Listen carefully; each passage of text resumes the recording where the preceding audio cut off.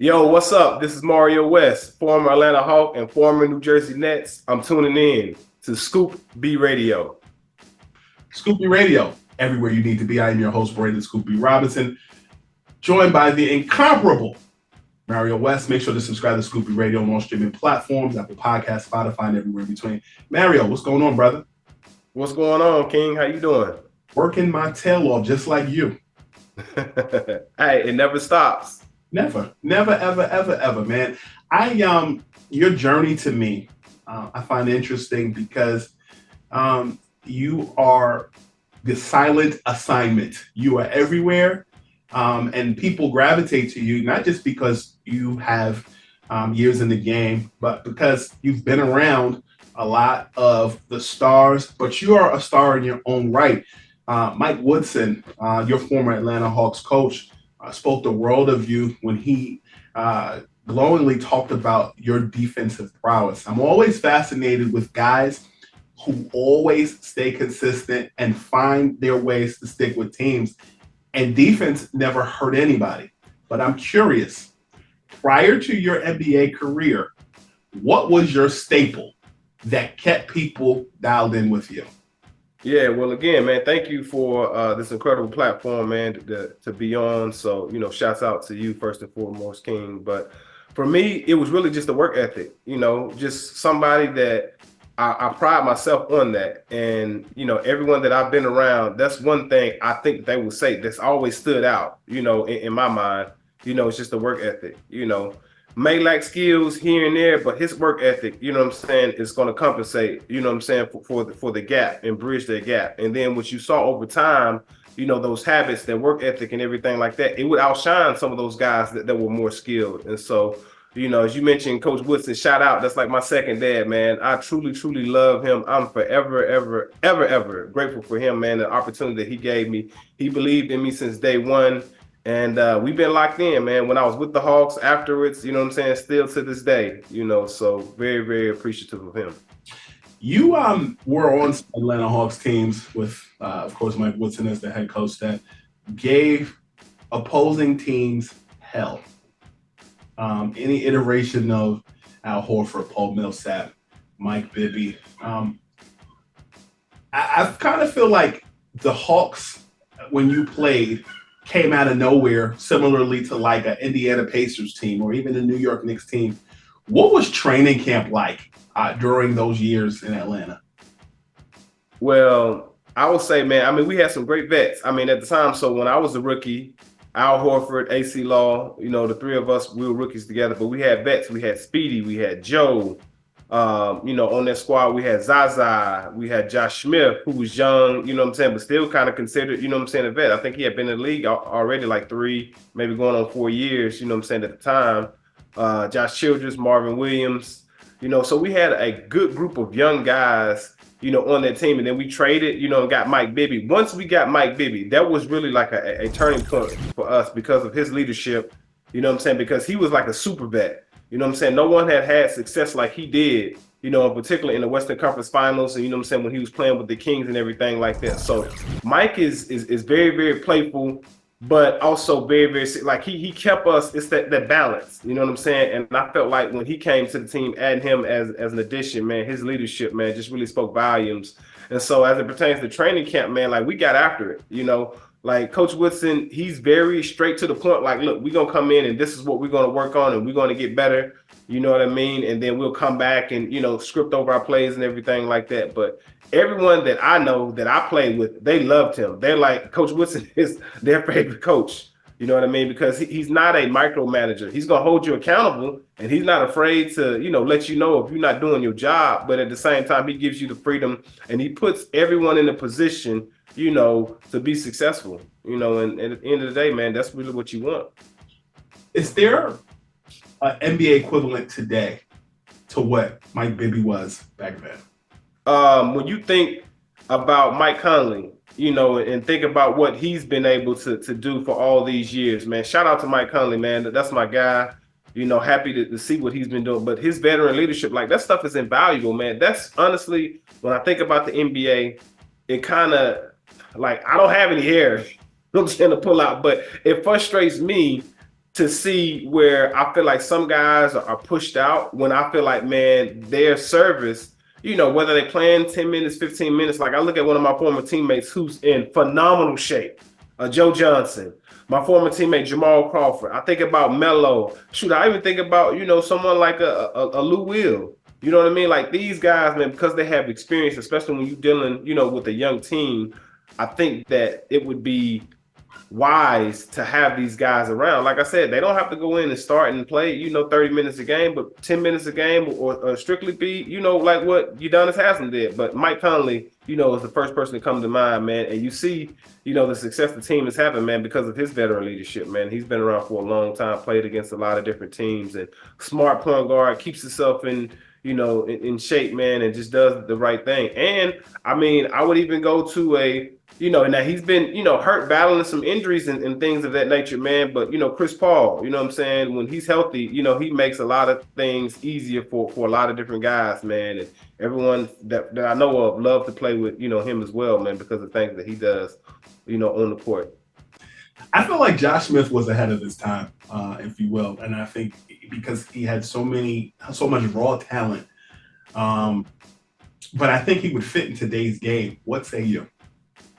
Yeah, absolutely, man. Josh bounce. You talking about somebody that was explosive. And the thing that back then about Josh, man, because he had that Dr. J, he would do some amazing things. Some of the craziest things that I've seen him do weren't even in the game. It was, you talking about wingspan. You talking about being able to guard multiple positions. You know what I mean? You talking about being able to handle the ball. And then the thing that also made him very, very tough, he's left-handed. You know what I'm saying? So Josh, I think just was phenomenal. You know what I'm saying? Like, shout out to Josh Smith. That's my guy. I played against him in high school. I've been knowing him since I was 16.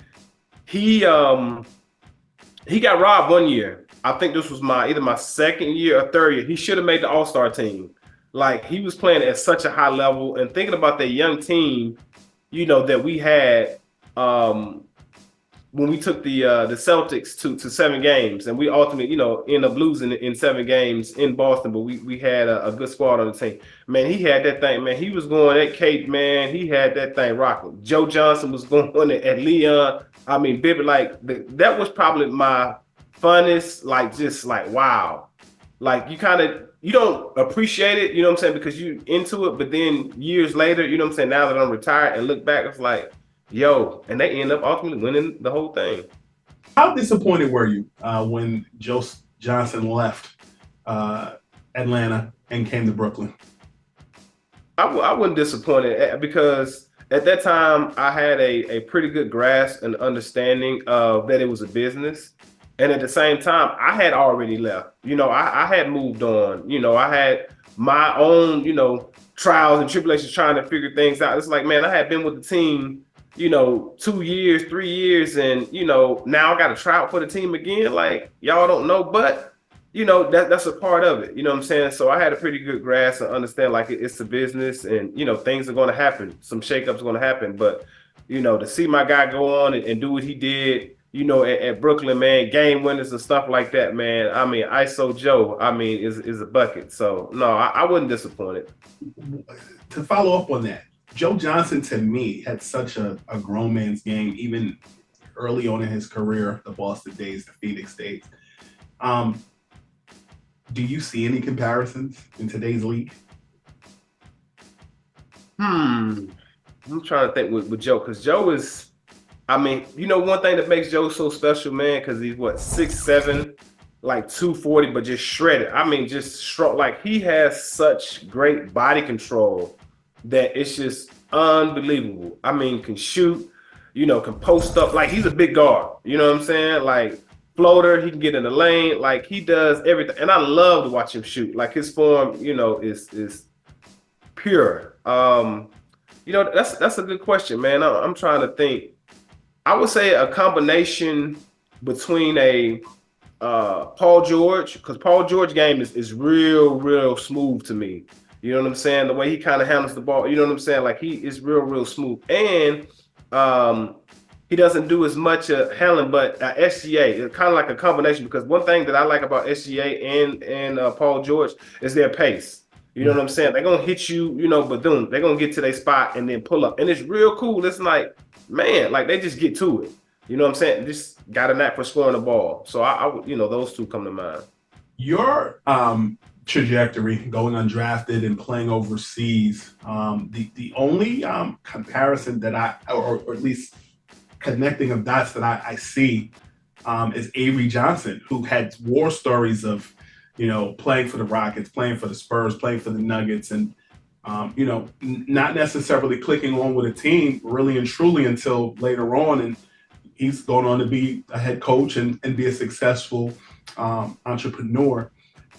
Do you have, in your journey playing for the Hawks and playing for the Nets, resonate with that story? What was your journey like to go undrafted to making it to the league?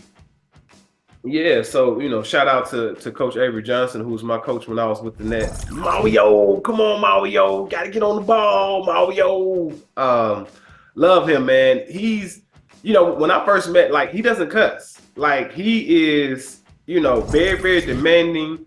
Obviously he's a little guy, man, but can coach. I think if memory serves me correct, he had got, I want to say, like coach of the month or something like that. It was just kind of weird how they kind of like just got him up out of there. You know what I'm saying? In the NBA, I want to say he had got like coach of the month, like November, something like the startup. Man, he was doing his thing. Man. Got fired in December. Yes. Yeah, and ended up getting fired, man. And that's the tough part. Now, disappointed in that? Yes, absolutely. And you can say I'm biased because I played for him, man. But just a phenomenal human being, phenomenal coach.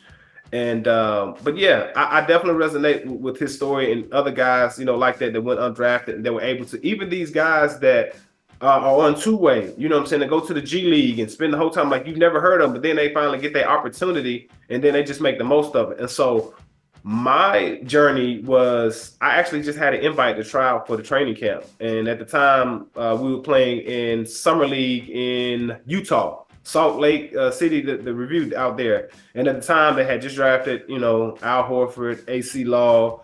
And so they only wanted to take like 13 players out there for Summer League. And I remember the first day I did really well. And then they were cutting people every day. So we'll start off like 20 people. After the first day, it may have gotten down to like 16, 17.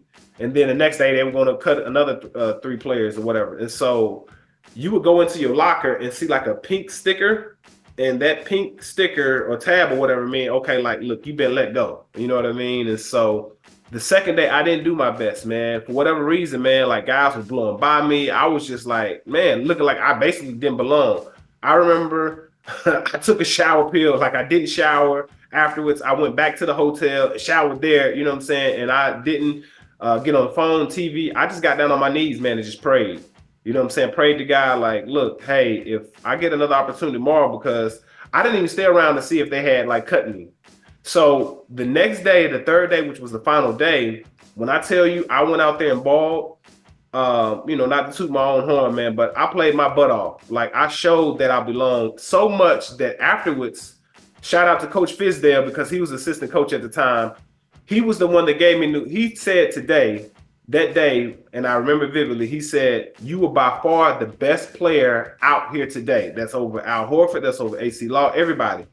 And he said, we actually cut you yesterday. We don't know what happened, but as a result, because you were by far the best player out here today, we only want to take 13 players. We taking 14. We taking you out to Salt Lake City, man. That was my pursuit of the happiness moment. You know what I'm saying? In the movie, when he comes down the stairs, he just got the job and he's crying, man. Like, I'm just like, God, like, wow. Like, my faith has forever been strong.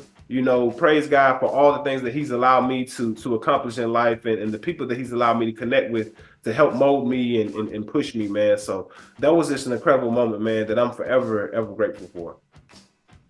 Wow. That pursuit of happiness moment is a moment, man, because he went through hell and back and came back successful, and so did you. Right. The Nets, a team that you I think one season averaged the most minutes that you ever averaged in your career, was a change for you. You played under Avery Johnson. You were, when your name was called, you made it happen. What do you remember about your time in New Jersey? Two things I remember about my time in New Jersey. I remember because I was actually, believe it or not, the G League back then was called the D League. So I was playing for the Maine Red Claws. And I remember my agent called me, like, look, they calling you up. You know what I'm saying? So I signed originally a 10-day. Mm-hmm. And I remember the first game that we had, mind you, I haven't practiced with the team. I just basically met the team on the road. My first game with the team, no plays, no, anything. Everything is on the fly. You know what I'm saying? We played Philly, the 76ers. So at the time, you know what I'm saying, they got the other AI, Andre Iguodala. You know what I'm saying? So I've always guarded the best players, you know what I'm saying, on the opposing team. So I remember guarding him. They had Jason Capone up? They had Evan Turner on that team. And I actually got a picture. Shout out, you know what I'm saying, to Andre and Evan Turner, what they doing, what they putting forward, you know what I'm saying, podcasts and everything like that, man. Shout out to those guys. But two things that stick out. That game in particular, because I came off the bench and I had 13 points. I went 1 of 3 from 3, getting to the rack and everything like that. Like, I was balling. And I had a career high, again, 13 points. So for me, for a guy that has never, been labeled a shooter and saying that's been the knock, that he can't shoot 1 of 3 from 3 and 13 points, it's like, man, I proved, like, give it the opportunity. And if you empower me, that I can go out there and do things. But the thing that sticks out for me was Evan Turner. I remember somebody was shooting a free throw, and you know how the guards are back by the 3-point line. He's like, yo, where you come from? Like, man, you balling. That moment, and then the moment after the game, we ultimately lost the game. But Brandon Wright from North Carolina, light skin, long, I think he also played with the Mavs. He had 17.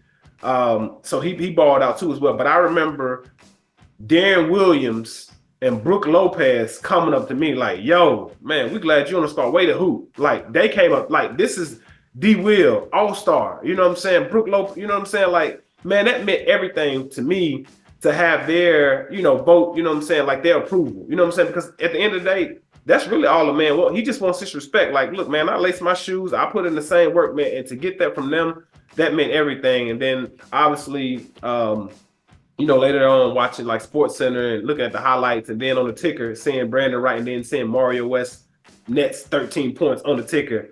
Like, yo, look at God, man. Like, won't he do it? So sure. Yeah, those are two highlights. And then the last thing that I'll mention was playing the Knicks, and Jay-Z courtside, and we were playing them at home. But, man, when I tell you they were screaming New York, man, it was right like that. That's a lot of blood right there. So those is like, yo, I had never experienced that before. So, yeah, that Nets rivalry has since grown off and on the last few years. The Knicks, of course, upgrading their talent. The Nets at one point upgrading their talent. And here we are now discussing all things basketball. Mario West joined us. You talked about Brook Lopez as your teammate and Deron Williams as your teammate, but Brook Lopez is fascinating to me because I feel like when he first came into the league, you had him as a traditional post presence. And when I look at today's game and how it's evolved, the three-point shot has taken over and we play positionless basketball, I feel like Brook Lopez in today's game is a quicker and effective Zydrunas Ilgauskas because he's expanding his range. 15, 16 footer, all the way to the 3-point line and more. What were the early days of Brook Lopez like? And when you watch him now, what do you see? Yeah, I mean, even, and I'm going to, pause on that and come back to that, but Al Horford, I think about him, like Al was, he's extended his game too to the 3-point line. Like, these are two, and you see why the trajectory of their career, why they've lasted so long. Like, Al is 2 years younger than me. Al is a Gemini. Al's birthday is coming up in a couple weeks, about to turn 38. I turn 40 next month. For him to be in the league with 18 years and, Brook Lopez, the same thing. But back to Brook, man, I remember Brook being the biggest target I've ever seen posting up. I'm talking about just a giant. Like, you can't miss him. Like, there's no way to throw a bad pass in a post. You just throw it anywhere. He's going to jump out and get it because his arms are long and his hands are gigantic. And I just remember, like, yeah, man, him being the biggest target. But to see him expand his game, and that's what it's about. And that's why you see a lot of guys, man, especially in particular bigs, who don't last too long. Like, the game leaves them. You know what I'm saying? Because they don't adapt to the game. It's much like even like rappers rapping. You know what I'm saying? They're rapping about the same stuff, but the trend they haven't adapted, you know what I'm saying, to talk about, to have some different content. And so as it pertains to Brook Lopez and other players, man, like they've evolved their game, you know what I'm saying, so that they can fit into today's NBA, man. And proud of him, man. Anytime I go out to Milwaukee or whatever they're in town and I see him, I always, say what's up, man, and it's all love, man. But yeah, and even like little floaters, man, barely getting off the ground, he throws us in the push shot, man. But I'm so proud of Brook, man, and the things that he's accomplished. NBA champion, and I know he's on the hunt to get another one, man, but he's definitely doing the thing. I want to go back to Al Horford. I think you have a future in TV because you definitely segued perfectly ahead of me, because that was actually going to be my follow-up question on Brook. Al Horford, to me, has mastered the ability to have longevity. And I think it's because of his ability to, number one, is his height. Number two is his know-how. Number two is his skill. But it's his adaptability. But the early days in Atlanta, I feel like he was very much one of the focal points of the team schematics, but he was a force to be reckoned with. How difficult is it for a person like of Al Horford's stature, even Al Horford specifically, you see it more with guards than you do with bigs? You saw it with Ron Harper. You saw it with when he went from being the focal point to being the guy next to Michael in Chicago. Al Horford basically has gone from all-star to star reserve and star role player. Is that a difficult adjustment for somebody like him? No, not for Al. I would say for others, yes. So you mentioned Al has been an all-star and adaptability. But now he's an all-star, but just in this reserve role. You know what I'm saying? It ain't too many people that can be that, because this, how we say, there's levels to this. You know what I'm saying? Like Al puts in the work. I've seen him put in the work, dieting. You know what I'm saying? Like he does all the intangibles, all the little things. And you see why he fits perfectly into that culture. Like Boston, you got to be a specific type of player to fit into the culture in the grand scheme of things. You know what I'm saying? For Boston. Like, you've seen other players go there and other superstars, and it just don't work out for whatever reason, man. But he left, and then they was like, no, we need you back. Like he should have never left in the first place. And there's no surprise to see him have the type of success that he's had. And he's gonna play another, 3, maybe even 4 years, however long he wants to play. Like he'll definitely walk out on his own because he brings so much value to the team, still to be able to guard and go down there and guard, some of these younger guys. Embiid but then also stretch the floor. Like the other day, I think he hit like 6 threes or something like that. I sent him a text like, man, way to hoop. You know what I mean? Like Al, he puts in the work.